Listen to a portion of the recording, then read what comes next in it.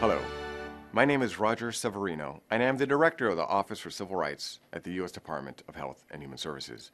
I send greetings from President Donald Trump, the most pro-life and pro-religious liberty president in American history.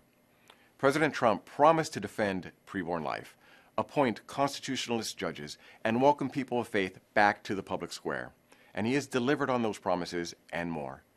One of his earliest acts as president was to restore the Mexico City policy to prevent your tax dollars from subsidizing overseas abortions.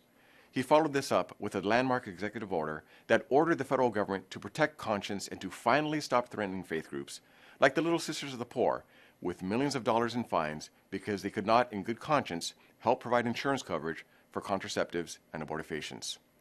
This administration believes that every person has inherent, God-given human dignity and should be treated equally and fairly. Here at HHS, we amended our strategic plan to clarify that our mission is to further the health and well-being of all Americans from conception until natural death, and we have followed through with this promise. During COVID-19, our work has been critical in ensuring that older persons and people with disabilities are not discriminated against when it comes to allocation of ventilators and critical care.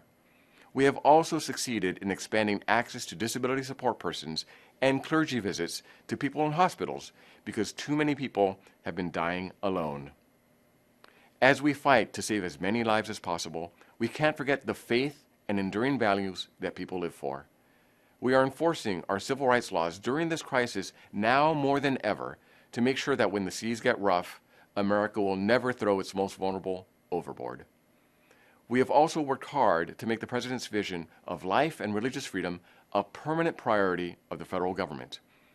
In January of 2018, my office launched a Conscience and Religious Freedom Division to ensure that our conscience and religious freedom laws are not empty words on paper, but guarantees of justice to victims of unlawful discrimination. Sadly, medical professionals are still being forced to assist in abortion in a gross and unlawful violation of conscience.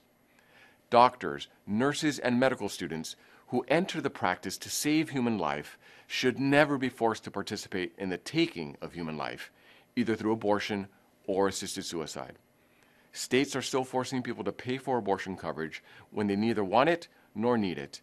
And when the state of California went after pro-life pregnancy resource centers by attempting to force them to refer for abortions, we stepped in and held the state accountable and will continue to do so under the law.